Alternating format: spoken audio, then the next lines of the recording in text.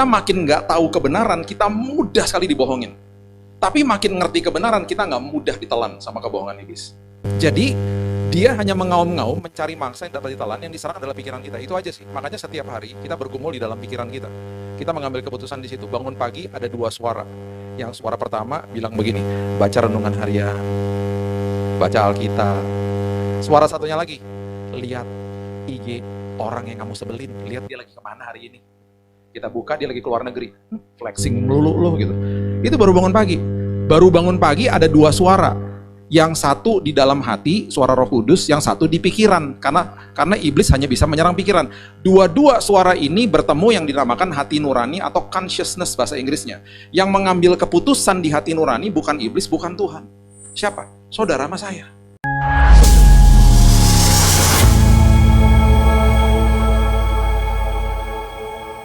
Syukur Tuhan karena kami punya Tuhan dalam hidup kami dan Roh Kudus yang ada di dalam kami selalu menasihati kami. Amin. Tuhan buka telinga rohani kami supaya kami tidak terpengaruh dengan kebisingan hidup ini, kebisingan dunia ini, supaya kami peka sama suara Tuhan setiap hari karena suara Tuhan itu yang membimbing kami, suara Tuhan itu yang menuntun kami. Dan itu sebabnya Tuhan, hari ini kembali Tuhan, kami mau dengar duduk seperti Maria di kaki Tuhan dan terus diisi oleh kebenaran firman. Kehidupan kami ketika diisi dengan kebenaran, pasti ketika ada tekanan yang keluar adalah kebenaran. Kami percaya apapun yang terjadi sama hidup kami hari ini, itu semuanya karena Tuhan izinkan dan itunya semua adalah sekolah kehidupan yang pastinya mendatangkan kebaikan bagi kami. Kami serahkan hidup kami sisa waktu ini dalam tangan Tuhan. Roh Kudus yang bicara, dalam nama Yesus kami berdoa. Kita sama-sama katakan amin. Amin. Amin, amin, amin. Silakan duduk. Shalom. Oke. Jam-jam ngopi nih ya, jam 4 ya. Udah ngopi nggak? Saya sama Pastor Edwin tadi di mobil ngopi double shot espresso. Oke. Hari ini kita mau belajar tentang sebuah kata yang seringkali didengungkan di kalangan kekristenan. Dan kata ini adalah kata terobosan, dan atau yang bahasa Inggrisnya kita kenal dengan kata breakthrough. Dan orang Kristen senang banget ngomong terobosan dan berdoa untuk terobosan, tapi dia nggak ngerti terobosan itu apa. Jadi gini, saya berdoa untuk terobosan Pak, terus Tuhan bilang ini, ya udah ikut sama saya yuk kita nerobos masalah. Ogah, Tuhan aja saya di sini. Namanya juga nerobos, ya kan? Nerobos berarti kan kita menerobos, menghadapi masalah terus kita terobos sama Tuhan pastinya. Nah, pengertian itu harus dimengerti dan itu sudah dibukukan lah di Alkitab, sudah diajarkan. 2 Samuel pasal yang kelima, ayat 17 sampai ayat 19 mengatakan begini. 2 Samuel 5 ayat 17. Ketika didengar orang Filistin bahwa Daud telah diurapi menjadi raja atas Israel. Maka majulah semua orang Filistin untuk menangkap Daud. Tetapi Daud mendengar hal itu, lalu ia pergi ke kubu pertahanan. Waktu kita deklarasi bahwa saya terima Yesus sebagai juru selamat, maka majulah semua kuasa gelap untuk menghadapi kita. Oh, itu udah pasti. Itu adalah gambaran dari hidup kita. Ketika itu terjadi, Daud katakan, firman Tuhan katakan, Daud mendengar hal itu. Kita mendengar, kita tahu bahwa iblis selalu akan menyerang pikiran kita. Ia pergi ke kubu pertahanan. Itu langkah pertamanya.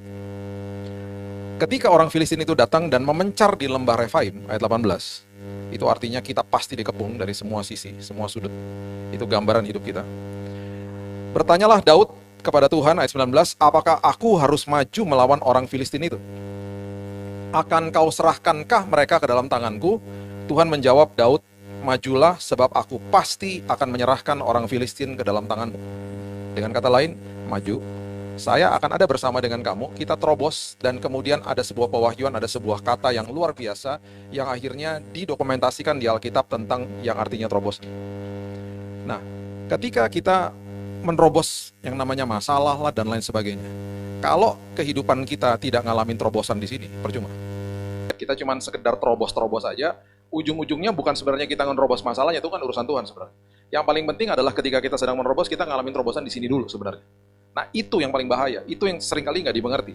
Kenapa Tuhan mau kita berhadapan masalah sama Tuhan? Itu supaya ketika kita lihat dia bekerja dan lain sebagainya, kita pun harus ngalamin perubahan di sini, sebenarnya begitu.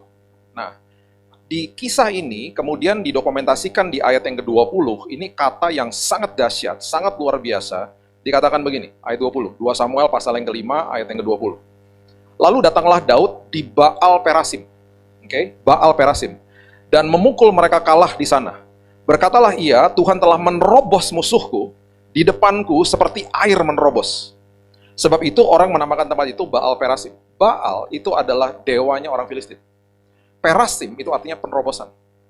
Jadi dengan kata lain, Daud lagi kasih tahu, lihat nih, musuh kita dihancurkan, diterobos, dihancurkan sampai betul-betul destroyed bahasa aslinya. Itu arti daripada Baal Perasim.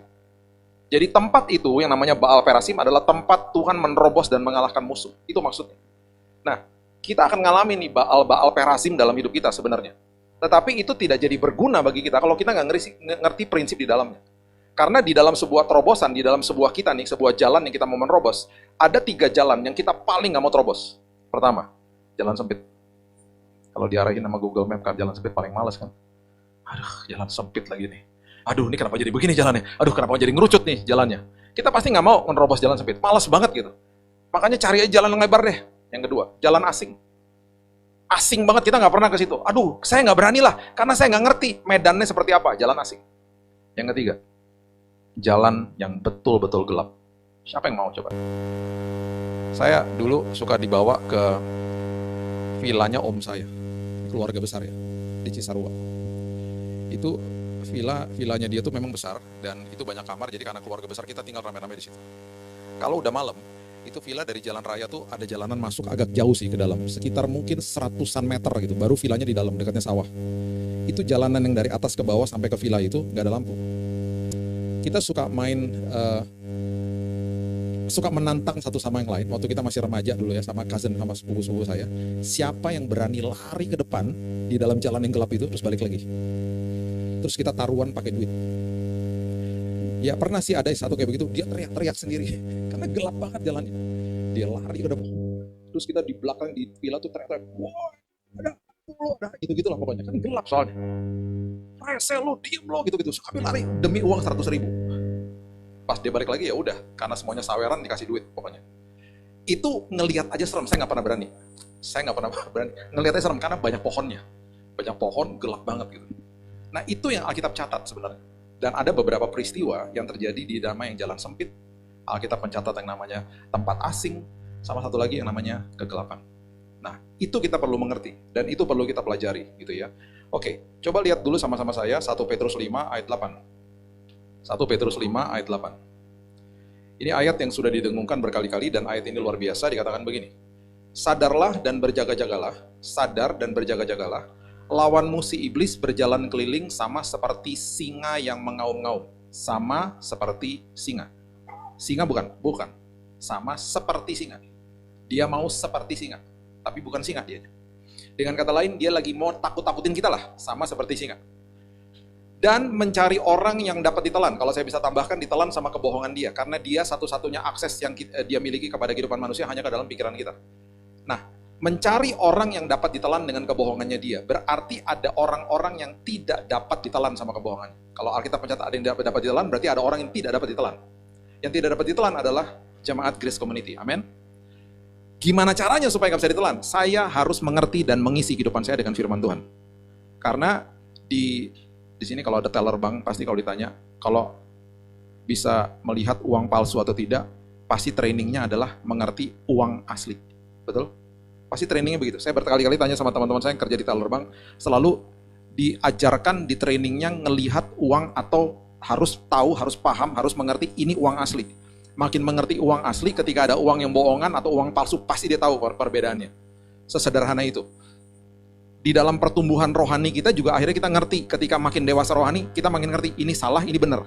Waktu masih kecil, anak saya bilang begini, Raina, yang namanya Mickey Mouse itu bohongan sayang. Terus dia bilang gini, Dedi jangan pernah ngomong kayak gitu, oke? Itu beneran ada, dan Dedi jangan pernah ngomong gitu. Karena dia percaya itu ada beneran. Sayang, itu film kartun. Dad, itu ada beneran. Aku pernah lihat orang foto sama dia. Salahnya kita bawa dia ke Disneyland. Ketemu toh? Di Disneyland tuh gak boleh ngomong. Karakter-karakter ini. Mereka cuma boleh begini-begini. Itu kan dalamnya orang. Tapi kan dia mana tahu. Jadi waktu dia salaman dia bilang gini. Lihat, aku bilang apa? Ada beneran kan? Sampai dia umur 8 tahun, tiba-tiba dia ngomong gini, Daddy, iya sih aku baru sadar itu bohongan ya. Kan dia harus bertumbuh dulu. Dia harus jadi dewasa dulu baru itu bohongan, itu nggak benar, ini benar. Sama juga dengan kita. Kita makin nggak tahu kebenaran, kita mudah sekali dibohongin. Tapi makin ngerti kebenaran, kita nggak mudah ditelan sama kebohongan iblis. Jadi dia hanya mengaum-ngaum, mencari mangsa yang dapat ditelan, yang diserang adalah pikiran kita. Itu aja sih. Makanya setiap hari kita bergumul di dalam pikiran kita. Kita mengambil keputusan di situ. Bangun pagi ada 2 suara. Yang suara pertama bilang begini, baca renungan harian, baca Alkitab. Suara satunya lagi, lihat IG orang yang kamu sebelin, lihat dia lagi kemana hari ini. Kita buka dia lagi keluar negeri, flexing melulu loh gitu. Itu baru bangun pagi. Baru bangun pagi ada 2 suara. Yang satu di dalam hati, suara Roh Kudus, yang satu di pikiran. Karena iblis hanya bisa menyerang pikiran. Dua-dua suara ini bertemu yang dinamakan hati nurani atau consciousness bahasa Inggrisnya. Yang mengambil keputusan di hati nurani bukan iblis, bukan Tuhan. Siapa? Saudara sama saya. Setiap hari kita diperhadapkan dengan ratusan keputusan sampai malam. Jadi kalau nggak tahu kebenaran nih, gimana bisa mengambil keputusan yang benar? Itu loh maksudnya. Nah, ketika kita ngerti kebenaran, sudah tercatat bahwa si singa yang benar-benar singa nih ya, ini berhadapan sama orang namanya Simson. Benar-benar singa nih. Ya, kalau kita hari ini puji Tuhan, dia seperti singa aja, cuman ada di pikiran. Ini benar-benar dia berhadapan sama singa. Hakim-Hakim 14 ayat 5 sampai 6, coba lihat. Hakim-Hakim 14 ayat 5 sampai 6. Firman Tuhan berbunyi begini. Lalu pergilah Simson beserta ayahnya dan ibunya ke Timna. Ketika mereka sampai ke kebun-kebun anggur di Timna, maka seekor singa muda mendatangi Simson dengan mengaum. Singa muda datangin dia. Ini betul-betul singanya datangin dia secara fisik. Pada waktu itu berkuasalah roh Tuhan atas dia. Dulu firman Tuhan di Perjanjian Lama selalu bilang roh Tuhan berkuasa atas manusia. Perjanjian baru roh Tuhan berkuasa di dalam manusia. Dulu insidental, berkuasa di atas, bisa pergi aja lagi. Karena belum ada prinsip penebusan. Tuhan belum tinggal di dalam sini. Ya kan? Masih tinggalnya di sebuah tempat, ketemunya di tempat bait kudus dan lain sebagainya. Nah, waktu roh Tuhan ada di atasnya, perhatikan kalimat ini. Sehingga singa itu dicabiknya seperti orang mencabik anak kambing. Jadi dia ngelihat singa, dia ngelihatnya anak kambing, bukan lihat singa. Ketika kita mengerti kebenaran, kita akan lihat begini. Ini masalah sih. Tapi Tuhan saya lebih besar daripada masalah saya. Itu sebabnya di bilangan 13, ketika 12 pengintai dikirim, yang 10-nya balik bilang apa? Bos, raksasa bos. Udahlah jangan masuk tanah perjanjian bos, ngeri banget bos. Yang 2 balik juga ngomongnya sama, lihatnya juga sama. Bos, betul bos, memang raksasa. Cuman Tuhan kita lebih besar bos. Tenang aja bos, kita pasti menang bos. Gitu. Yang 10 kita nggak pernah dengar nama-nama mereka. Safat, Yigal, Nafbi, Palti, pernah dengar? Nggak pernah, ada di Alkitab tuh nama-namanya. Itu nama 10 pengintai yang tidak pernah menjadi pahlawan iman. Tetapi 2 orang ini didokumentasikan sampai hari ini. Namanya siapa? Yosua dan Kaleb. Namanya masih didokumentasikan, masih diberikan kepada keturunan kita. Satu hari teman saya habis dengar khotbah begini, dia bilang ini, Bill, ada temanku namanya Nafbi, Bill. Orang tuanya kasih nama. Kayaknya dia nggak baca tuh kisahnya apa. Main asal kasih nama aja, Bill. Kayaknya nama di Alkitab main kasih aja. Terus saya bilang, itu namanya nama 10 pengintai. Ya ampun, tapi gimana gue kasih taunya, anaknya udah gede. Ya udahlah. Gue baru tahu, Bill, ternyata nama 10 pengintai itu nggak boleh masuk tanah perjanjian loh, saya bilang gitu. Jadi hati-hati juga ya, bukan semua di Alkitab itu mengandung arti yang asik juga, nggak juga. Nah, coba lihat Matius 7 ayat 14. Matius 7 ayat 14. Ini yang saya katakan tadi. Jalan yang sempit. Karena sesaklah pintu dan sempitlah jalan yang menuju kepada kehidupan. Dan sedikit orang yang mendapatinya. Jalan sempit. Ya, penerobosan untuk masuk jalan sempit itu ujungnya adalah untuk mengubah hidup kita. Karena jalan sempit itu tidak berbicara tentang masalah kehidupan, enggak. Berbicara tentang masalah di dalam sini. Jalan yang sempit itu adalah keputusan manusia soalnya. Kalau jalan yang lain itu adalah jalan di mana kita berhadapan sama masalah. Jalan yang gelap, jalan yang asing, nanti kita lihat. Tapi jalan yang sempit itu adalah penerobosan atau terobosan atau Baal Perasim yang mengubah hidup kita sebenarnya. Dan itu yang paling penting. Karena dikatakan jalan yang sempit itu sedikit orang yang mendapatinya. Karena banyak orang mau mengambil keputusan ambil jalan yang besar. Jalan yang besar, jalan dunia lah. Karena mayoritas di situ. Jalan yang sempit itu adalah sebuah jalan yang kalau dianalogikan itu seperti ngelawan arus. Ngelawan arus itu nggak enak banget. Ngelawan arus itu seperti juga yang selalu firman Tuhan katakan, aku terus dibawa naik dan tidak turun. Dan semua jemaat Tuhan bilang, amin gitu. Naik tuh nggak enak. Naik tuh pakai gigi 1 kalau di mobil. Terus begini, coba naik sepeda, makin gak enak lagi. Dan ketika kita lagi naik dan kita lagi ngelawan arus, kita ngelihat apa yang berlawanan sama kita? Orang yang sedang turun, orang yang sedang ikut arus. Dua-duanya nikmat banget kelihatannya. Yang lagi turun, ya ampun, kalau mobil mah pakai, kalau orang Belanda bilang pakai gigi pre, ya gigi netral, turun ke bawah, dah gitu. Kita lagi naik berat-berat gitu. Terus kita bilang amin amin. Firman Tuhan mengatakan kita dibawa naik dan tidak turun, amin gitu. Karena kita bilangnya, oh Tuhan akan bawa sana. Kita dibawa naik gak enak. Gigi satu. Sampai di atas kelojotan. Aduh, sampai nangis, sampai kecapean sampai di atas. Tapi itulah jalan yang luar biasa. Karena yang lagi turun ke bawah nanti akan menjerit setelah itu.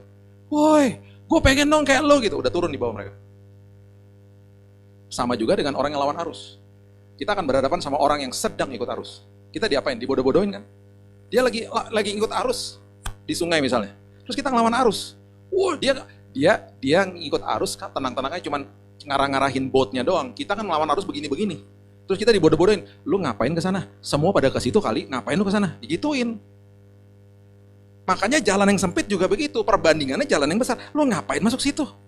Nih ya, di jalan yang sempit. Kita di situ belajar sabar. Pernah masuk jalan yang sempit? Mana bisa ngebut? Mau nabrak ayam di situ ntar.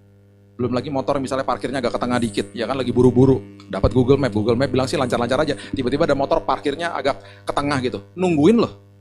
Belajar sabar nggak? Pelan-pelan, bawa mobilnya pelan-pelan, kadang-kadang bawa motor pun pelan-pelan, nggak bisa ngebut-ngebut, tiba-tiba ada anak kecil nyebrang lah, jalannya sempit.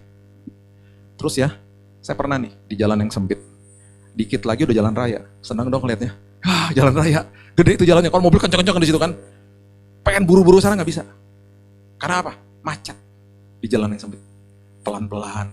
Tanpa kita sadari, lagi di jalan yang sempit, iblis akan bentur-benturkan kita dengan orang lain. Dibanding-bandingin dengan orang lain. Aduh enak banget sih itu. Sama lah seperti di sungai. Aduh enak banget sih Tuhan ngikut arus. Aduh enak banget sih Tuhan turun. Kayaknya gak usah pakai apa-apa, turun aja gitu. Kok saya harus mengerjakan keselamatan sih Tuhan? Gak enak banget ya Tuhan sekolah kehidupan ya gitu. Ketika momen-momen seperti itu terjadi ya, kita juga harus paham begini. Masuk ke dalam jalan yang besar, yang namanya jalan tol. Di situ orang makin gak sabar, karena gak pernah ada yang namanya sekolah kehidupan. Lihat aja jalan tol. Udah jalan tolnya gede, lancar, padahal lancar nih. Masih banyak orang Indonesia yang ngambil apa? Bahu jalan. Saya pernah ngomong gini sama istri saya, ada 2 mobil yang paling sering masuk bahu jalan. Ntar Bapak Ibu tanya sama Roh Kudus aja jenisnya apa ya. Saya pernah ngomong gitu sama istri saya, dia bilang gini, masa sih, perhatiin aja deh. Terus dia lama-lama gini, ih bener ya kamu ya, iya. Kenapa cuma 2 jenis mobil? Yang paling sering maksudnya, yang lain juga banyak. Cuman dia nih 2 ini paling sering. Kalau merasa punya ya pasti bukan Bapak Ibu, yang di sana yang di luar begitu, itu aja ya. Ini soalnya gini nih, saya cuma mau kasih tau begini, di sini pasti nggak begitu ya. Teman saya di polisi ngomong gini, Pak, kita ini kan tugas di jalan tol ya Pak. Kalau udah lagi ngemas-ngemas, abis tabrakan Pak, saya tuh pulang bisa nangis Pak. Saya tuh masuk mobil polisi, mobil dinas saya Pak, nangis saya Pak. Tabrakannya ngeri-ngeri Pak, yang di bahu jalan Pak, dia bilang. Karena mereka tuh kenceng-kenceng Pak, masuk bahu jalan. Saya juga heran, gak sabaran Pak orang Indonesia tuh. Dan itu bahaya banget, bahu jalan kan buat emergency Pak. Kadang-kadang ada orang ya Pak, bannya pecah Pak, atau terjadi emergency di dalam mobil. Misalnya ada orang kena serangan jantung, atau makanannya tumpah misalnya Pak, mereka lagi makan misalnya. Ada orang tua, mereka nepi kan Pak, ke bahu jalan. Itu mereka udah gak lihat spion lagi, karena mereka beranggapan jalannya steril. Mereka main belok aja, itu mereka gak sadar di belakang ada yang kesekencang-kencangnya Pak. Karena orang masuk bahu jalan, ini dikasih tahu gini, secara psikolog Pak, mereka tahu mereka salah. Makanya mereka mau buru-buru di situ juga. Mereka pertama nggak sabar. Yang kedua mereka ada rasa bersalah. Mereka juga pengen buru-buru ngelewatin semuanya. Mereka nggak tahu itu tempat steril. Pertama ya Pak, tabrakan kayak gitu terjadi fatal Pak. Karena kecepatan tinggi Pak. Ngeri itu terjadi hitungan detik Pak. Detik hitungannya. Karena tiba-tiba mobil yang di jalur yang benar tiba-tiba bisa belok Pak. Karena dia memang emergency. Belum lagi kalau tiba-tiba itu mobil main masuk bahu jalan dan ada yang lagi parkir Pak di situ. Karena bannya bocor, itu tabrakan yang ngeri Pak. Saya tuh nangis, polisi ngomong gitu sama saya. Nanti Pak abis tabrakan ya, beberapa bulan setelah itu, berapa minggu deh, itu orang sadar sih Pak, udah mulai nggak ke situ lagi. Tapi abis itu balik lagi Pak. Tuh. Makanya jalan yang sempit selalu mengajarkan kita sabar. Di jalan yang besar kayak begitu tuh, karena udah seenak jidat aja udah. Saya pernah sama teman saya, satu mobil, bawa mobil saya.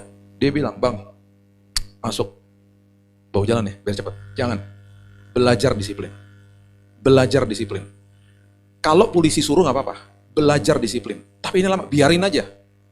Berarti next time kita berangkat lebih cepat. Nggak bisa begitu caranya. Jadi itu menjadi sebuah terobosan dalam hidup kita sendiri. Makanya jalan yang sempit, sedikit orang yang mendapatinya. Itu maksudnya. Ya.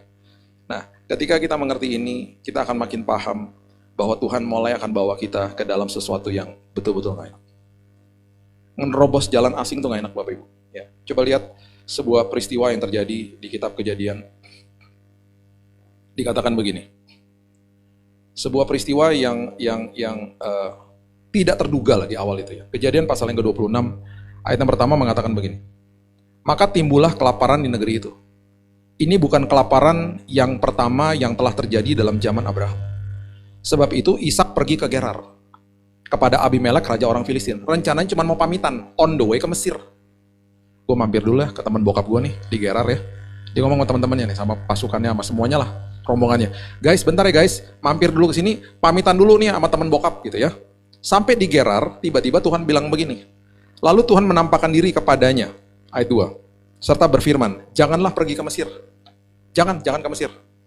Diamlah di negeri yang akan kukatakan kepadamu. Tinggallah di negeri ini, ayat 3, sebagai orang asing. Sebagai orang asingnya, dia orang asing loh di situ. Maka aku akan menyertai engkau dan memberkati engkau. Sesekali Tuhan akan buat kita menerobos tempat yang asing. Dan dia janjinya adalah penyertaan aku, bahkan berkatku akan ada bersamamu justru di tempat yang asing. Karena aku mau buktikan kepada dunia kemuliaanku dinyatakan lewat hidupmu. Supaya orang bisa lihat siapa Tuhanmu, gitu loh. Kemudian dikatakan begini, sebab kepadamu lah dan kepada keturunanmu akan kuberikan seluruh negeri ini.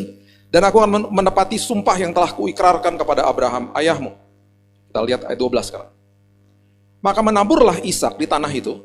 Dan dalam tahun itu juga ia mendapat hasil 100 kali lipat sebab ia diberkati Tuhan. Diberkati Tuhan di tanah asing. Dan orang itu, dan Ishak menjadi kaya, bahkan kian lama kian kaya, sehingga menjadi sangat kaya.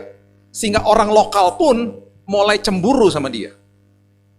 Ia mempunyai kumpulan kambing domba, lembu sapi, serta banyak anak buah, sehingga orang Filistin itu cemburu kepadanya. Nah, segala sumur yang digali dalam zaman Abraham ayahnya oleh hamba-hamba ayahnya telah ditutup oleh orang Filistin dan ditimbun sama tanah. Sumur itu adalah sebuah tempat di mana mereka memerlukan sumber air lah dari situ. Di tempat yang asing bahkan. Lalu kata Abimelek kepada Ishak, pergilah dari tengah-tengah kami sebab engkau telah menjadi jauh lebih berkuasa daripada kami. Tolong nyingkir dikit deh, jangan di sini. Dia nyingkir. Dia nyingkirnya nggak jauh sih, ke lembah Gerar namanya. Jadi pergilah Ishak dari situ dan berkemahlah di lembah Gerar dan ia menetap di situ. Kemudian Ishak menggali kembali sumur-sumur yang digali dalam zaman Abraham ayahnya yang telah ditutup oleh orang Filistin sesudah Abraham mati. Disebutkannya lah nama sumur-sumur itu menurut nama-nama yang telah diberikan oleh ayahnya. Ketika hamba-hamba Ishak menggali di lembah itu, perhatikan ini, mereka mendapati di situ mata air yang berbual-bual airnya. Saya mau beritahu ini kepada kita. Di dalam perjalanan kita menerobos yang namanya sesuatu yang asing bagi kita. Sesuatu momen yang kita nggak terduga terjadi sama diri kita. Penyertaan, berkat, dan yang namanya mujizat disiapkan sama Tuhan, membual-bual bahkan di tempat asing itu. Saya nggak pernah masuk rumah sakit. Saya nggak pernah dirawat. Saya kena demam berdarah atau sakit yang memerlukan perawat, nggak pernah. Giliran masuk rumah sakit divonis mati langsung, kena kanker darah. Itu tempat asing bagi saya. Itu perjalanan yang asing bagi saya. Tetapi sedikit demi sedikit, saya melihat penyertaan Tuhan yang gak pernah gagal dalam hidup saya. Dokter bilang, sariawan pak, mulut bapak, gak akan bisa makan. Udahlah, selesai udah. Itu nanti akan awal dari bapak akan ngedrop. Dia udah siapin infus. Karena semua pasien begitu. Kok bisa di hari itu ketika dia ngomong begitu, istri saya ketemu sama teman-temannya dia di jalanan. Ini kejadian di Singapura. Dia ketemu di jalanan, dia bilang, lu ngapain di sini? Suami gue lagi dirawat. Ngobrol, dia bilang gue lagi mau beliin makanan dia terakhir. Karena katanya beberapa hari lagi nih sariawan akut katanya gitu. Tiba-tiba dia ngomong gini, lo coba deh pakai ini. Dia kasih tahu produknya Oral Drops. Ini lu suruh si Billy taruh di cangkir, suruh kumur-kumur aja. Siapa tahu bisa membantu katanya gitu. Dia kasih kebetulan di bawah lagi. Ya itu istilah manusia kebetulan. Gak ada yang kebetulan dalam Tuhan toh. Kok bisa pagi-paginya Tuhan gerakan dia masukin tuh botol kecil di dalam tasnya dia, dan memang dia usaha itu. Itu terbuat dari organik. Dia bawa ke rumah sakit, saya mulai kumur-kumur malamnya, besoknya lagi, karena saya nggak boleh gosok gigi. Kalau saya gosok gigi, kalau sampai ada darah, karena trombosit saya udah nggak ada, darahnya nggak bisa stop. Jadi darah saya itu ya, darah merahnya habis, darah putihnya habis, trombosit habis. Trombosit itu untuk nutup luka. Makanya kalau demam berdarah, trombositnya jeblok, meninggal orangnya. Karena terjadi yang namanya pecah pembuluh darah di dalam tubuhnya. Ketika berdarah, nggak ada trombositnya toh. Pecah di dalam, berdarah di dalam, meninggal. Itu bahaya banget. Makanya dokter bilang gini, Pak, jangan gosok gigi. Trombosit Bapak jauh di bawah normal. Kalau terjadi pendarahan sedikit aja, nggak stop loh Pak darahnya. Ngalir terus dia keluar. Karena nggak ada yang nambel, nggak ada trombositnya. Jadi saya disuruh kumur-kumur. Di masa kumur-kumur itu, dokter udah prediksi beberapa hari lagi Pak, sariawan. Saya kumur tiap hari. Gak ada sariawan tuh. Terus Tuhan kasih saya nafsu makan. Saya makan sebanyak-banyaknya. Makan bisa, berkali-kali makan sehari bisa 2 porsi, ayam bakar 2 porsi gitu-gitu. Nafsu makan, ya kan? Dokter datang beberapa hari setelah itu. Udah sariawan? Belum.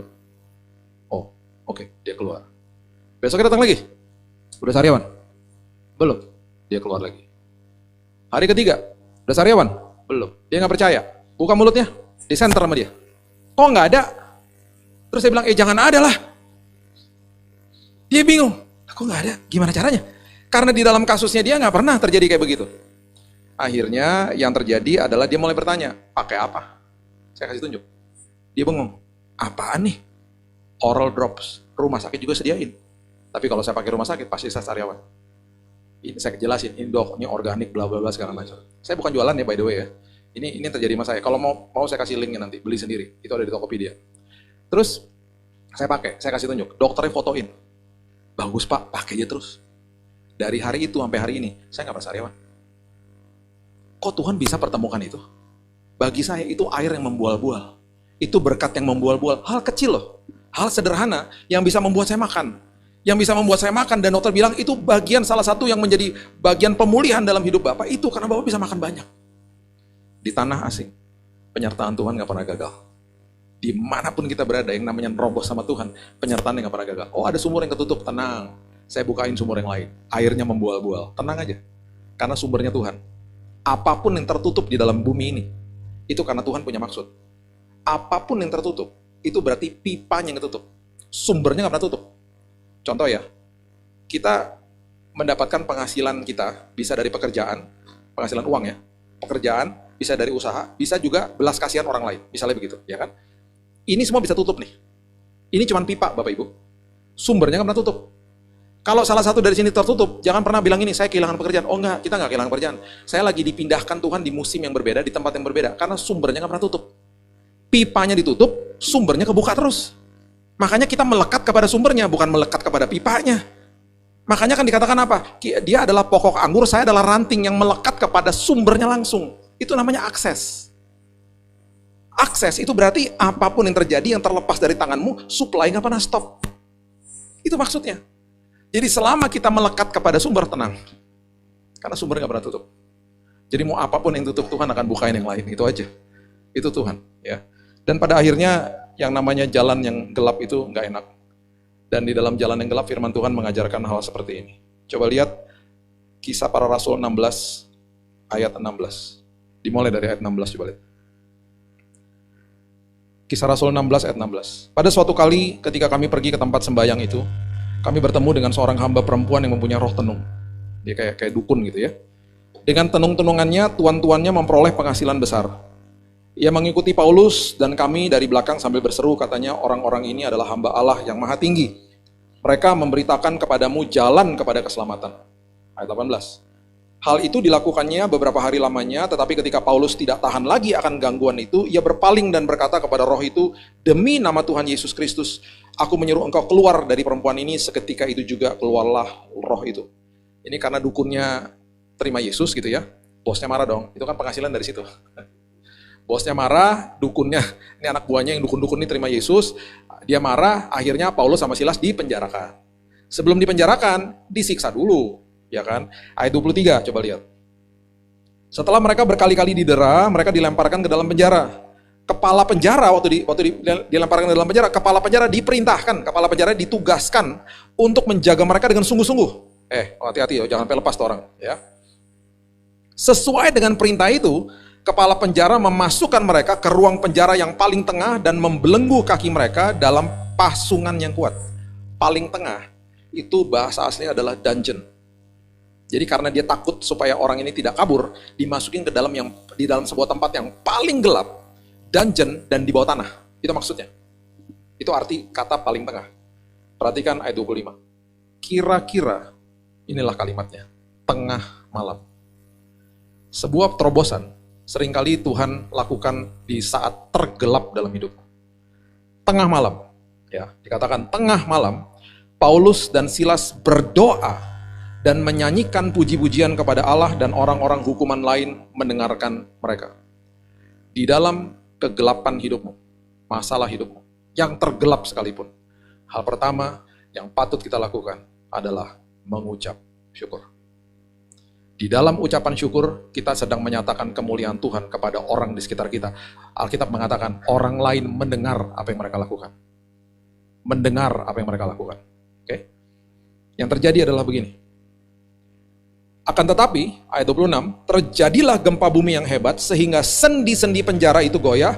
Seketika itu juga terbukalah semua pintu, terlepaslah belenggu mereka semuanya. Wow, terjadi gempa, terjadi belenggu lepas. Hal pertama yang saya akan lakukan pasti kabur dari situ. Tempatnya gelap, tiba-tiba mujizat terjadi. Ya kaburlah. Wah, makasih Tuhan, pergilah dari situ. Orang yang mengucap syukur, bukan sekedar dia mendapatkan mujizat Tuhan. Bukan sekedar dia mendapatkan perkenanan Tuhan. Dia pun akan mendapatkan hikmat dari Tuhan. Rupanya, malam hari itu setelah belenggunya dilepas, pasti ada suara Roh Kudus dalam hidupnya Paulus dan Silas yang mengatakan, jangan pergi. Stay here. Seringkali di dalam proses terobosan, di tengah malam, yang seringkali kita pengen cepat-cepat keluar dari situ. Tuhan bilang ini, stay here. Karena justru di dalam posisimu di tengah kegelapan, kemuliaanku akan dinyatakan. Orang akan melihat terang Tuhan makin nyata di tengah-tengah kegelapan. Aku mau pakai hidupmu di tengah-tengah kegelapan. Mereka stay di situ. Perhatikan ayat berikutnya. Ketika kepala penjara terjaga dari tidurnya dan melihat pintu-pintu penjara terbuka, ia menghunus pedangnya hendak membunuh diri karena ia menyangka bahwa orang-orang hukuman itu telah melarikan. Yalah, dia dikasih tugas, tiba-tiba penjaranya kebuka. Dia mikirnya apa? Ya kabur deh tawanan gue. Kelar nih gue deh. Gue yang dihukum nih nanti. Tetapi tiba-tiba Paulus berseru ayat 28. Dengan suara nyaring katanya. Jangan celakakan dirimu. Sebab kami semuanya masih ada di sini. Berarti ini orang mau bunuh diri. Atau dia mau mencelakakan dirinya. Jangan, don't do anything. Kita masih di sini. Tenang aja, tenang. Kepala penjara itu menyuruh membawa suluh. Berlari masuk dan dengan gemetar tersungkur ia di depan Paulus dan Silas. Ketika kemuliaan Tuhan dinyatakan di dalam kegelapan, jiwa-jiwa akan tersungkur dan menyatakan, dialah Tuhanmu. Ia mengantar mereka keluar sambil berkata, Tuhan, apakah yang harus aku perbuat supaya aku selamat? Dia akhirnya bertanya, sama seperti banyak orang yang bertanya sama kita, kok lu bisa sih di dalam hal seperti ini lu bertahan? Kok lu bertahan sih di dalam kegelapan? Lu kok bisa sih? Kok lu ngucap syukur sih? Siapa sih Tuhan lu? Jawab mereka, percayalah kepada Tuhan Yesus Kristus dan engkau akan selamat, engkau dan seisi rumahmu. Singkat cerita, seluruh keluarganya dia terima Yesus. Kalau mereka kabur, kemuliaan Tuhan gak dinyatakan. Kalau mereka kabur, mujizat terjadi, tetapi kemuliaan Tuhan sering kali dinyatakan justru di dalam kegelapan hidupmu. Justru di dalam kegelapan hidupmu, orang lain diberkati. Karena Tuhan pakai kita justru di situ. Bapak Ibu, itu arti terobosan, itu arti breakthrough dalam firman Tuhan. Ada jalan sempit, ya, ada jalan yang dikatakan asing, dan bahkan di dalam tengah-tengah kegelapan, di tengah malam gitu.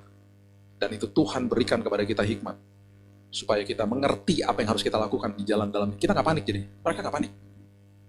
Mereka nggak panik, sama sekali nggak panik. Mereka tenang sekali. Karena ada ucapan syukur. Ada kuasa di balik itu semuanya. Saya percaya kita mengalami Baal Perasim dalam hidup kita. Yaitu di mana kita menerobos dan akhirnya yang menjadi musuh kita dikalahkan Tuhan. Bahkan musuh itu bisa dibutakan sama Tuhan untuk tidak melihat kita. Dan itu terjadi beberapa kali di dalam Alkitab. Saya berdoa kehidupan kita ketika kita bilang Tuhan saya minta terobosan, perhatikan dan pastikan kita dulu mengalami terobosan. Dan saya percaya Tuhan akan membawa kita ke dalam perjalanan yang sungguh indah. Apapun itu dalam hidupmu, perjalanan bersama Tuhan, apapun bentuknya, itu pasti indah. Jadi tenang aja, karena itu juga sekolah kehidupan yang pasti mengubah hidup kita. Ya. Mari kita tundukkan kepala, kita siapkan diri kita untuk perjamuan kudus. Haleluya, terima kasih Yesus. Haleluya. Mika pasal yang kedua, ayat yang ke-13 mengatakan penerobos akan maju di depan mereka. Nah, kata penerobos ini dengan huruf besar, mereka akan menerobos dan berjalan melewati pintu gerbang dan akan keluar dari situ. Raja mereka akan berjalan terus di depan mereka. Tuhan sendiri di kepala barisan mereka. Kita menerobos bersama dengan Tuhan. Penyertaan Tuhan gak pernah gagal dan tidak pernah sedetik pun dia tinggalkan saudara dan saya.